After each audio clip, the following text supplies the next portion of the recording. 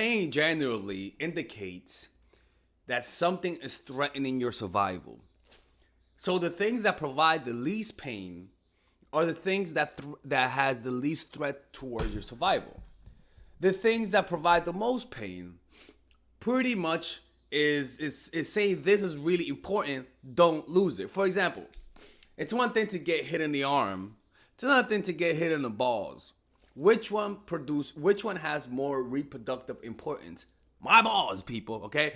So that is pretty much level of importance. So as a man, what hurts a man the most is not you punching him in the face. It's not you fucking framing him, even though that fucking hurts. What hurts a man the most is sexual infidelity. For women, what hurts the most is emotional infidelity. You know when guys say, "Baby, I fucked the shit out of your friend until there was nothing left, but I still love you and I don't feel nothing for her." You know what I'm saying? And a lot of women will sort of accept that, because what women matters to women is the emotional connection. Why? Because naturally, when a man emotionally is invested in you, he'll give you the resources for your child. If a man bangs a random woman and he doesn't love her, you know damn well that if she has a kid, he's not going to take care of it because he doesn't love her. So you kind of tolerate that. So as a man naturally value sexual experience less in a mate, simply because it indicates that possibly she could be more loyal towards him. Because what men want in a woman is not her cooking good or anything like that. It's they want loyalty and relative chastity. Relative chastity means that compared to the women around you, if everyone is banging 100 dudes, you bang 50. If everyone is banging 10 dudes, you bang 3. Like relative chastity. Because they don't want promiscuity or infidelity in a woman. Infidelity is the most painful thing a man can feel. So let's talk about what are the strategies that men use to prevent infidelity in a woman. Well, historically, men have used marriage and religion to control chastity and fidelity in women, right? Man can't tell, unlike other animals, right? That unlike other females in the animal kingdom that pretty much advertise to the whole world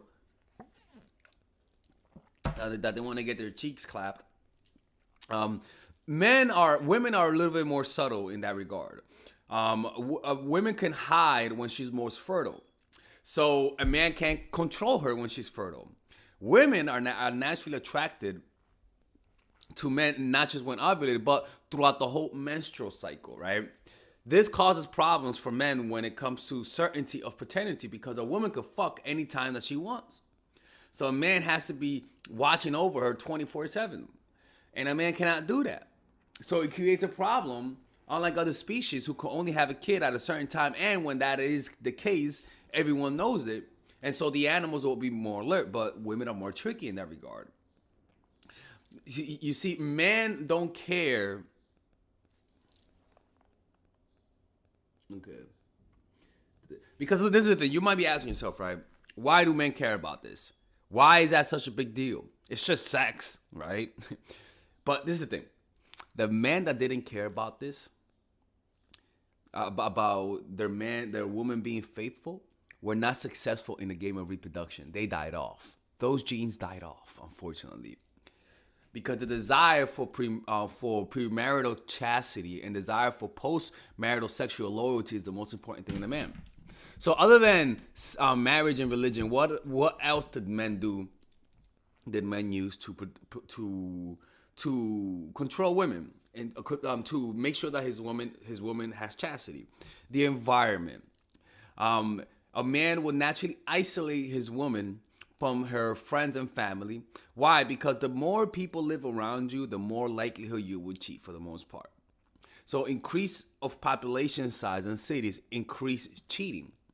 So it's a good mating strategy to isolate them. It's not morally correct, but it works. Another thing is preferences, right? Worldwide, men want a physically attractive, faithful woman. Generally worldwide, they prefer submissive women because it indicates lack of infidelity, right? So what men have done to solve this also, so they look for certain personality traits in a woman that naturally correlates with less cheating. And one of those personality traits is being submissive, right? So what are some of the tips for women to project this type of fidelity and chastity? One, first things first, what causes lack of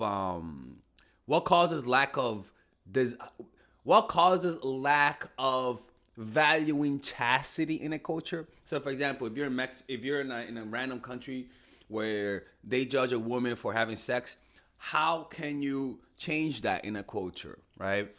The way that you change that is through giving women financial independence. This causes men to desire in women less chastity and less I would never bang a dude. Like men lower those types of standards when all of a sudden women begin to depend on themselves.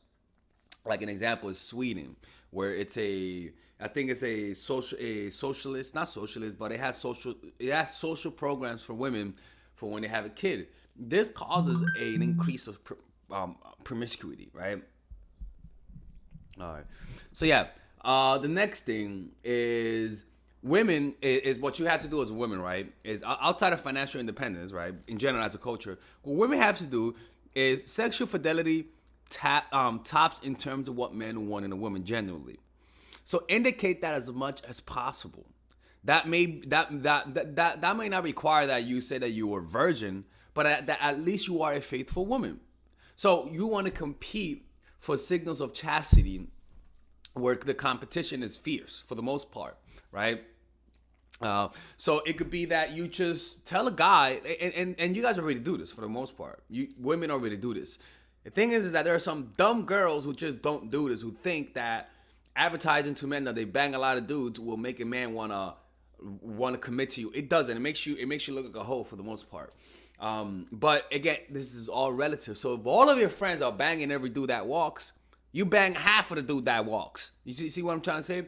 It's not about chastity being a zero-sum type of game. No, it's all relative to the people around us for the most part.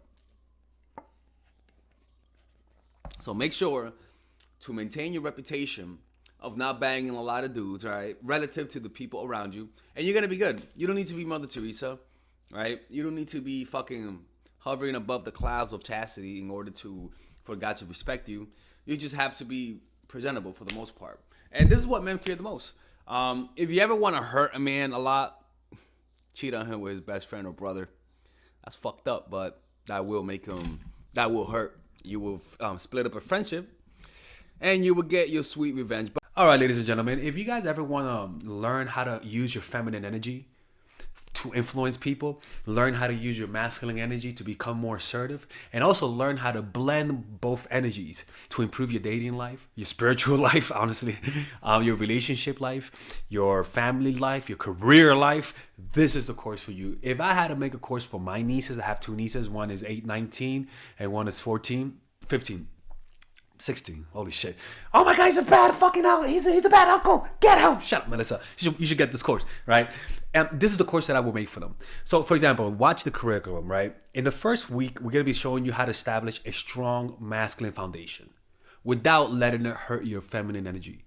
This masculine foundation is a source of who you are, right? It's your bodyguard. Without this, whatever feminine energy you create will be destroyed by the outside, because your masculine is your shield. So we'll talk about goal setting. We'll talk about how to develop a serious attitude. We're gonna be talking about how to use more logic, how to use more goal-oriented behavior. It's more how to be a man, Now the next one is how to embrace the feminine energy, right? This one will teach you about how to minimize excessive masculine traits, developing self-awareness, healing abundant feminine energy, regulating your emotion, mastering voice qualities and facial expressions, surrendering control and allowing pain to be felt. This is honestly, this will supercharge, like Kaioken, your masculine energy. After that, we have femininity in the workplace and how to be feminine in the workplace without letting people take advantage of you, and the nuances of how women on power should behave versus women who are subordinates in the workplace, and even the dress code. This is based on psychology, people. It's kind of insane. I'm actually excited about this one. The next week, we talk about navigating the labyrinth of male and female friendship. And this, a lot of women find confusing, so we talk about that. And how to identify envious friends, how to identify the good friends, how to keep male friends, and how to keep female friends. Week 5, we talk about how to release the burden of the past and stop and destroy mental projections. This is actually really powerful. And then week 6, we talk about how to increase your observational power so that you could read people better. And we have a bunch of bonuses. The course starts at $99, and you guys can pre-order the course today at $69 before it goes out. If you're watching this, most likely I'm in the meditation retreat, so I will be praying for all of you guys.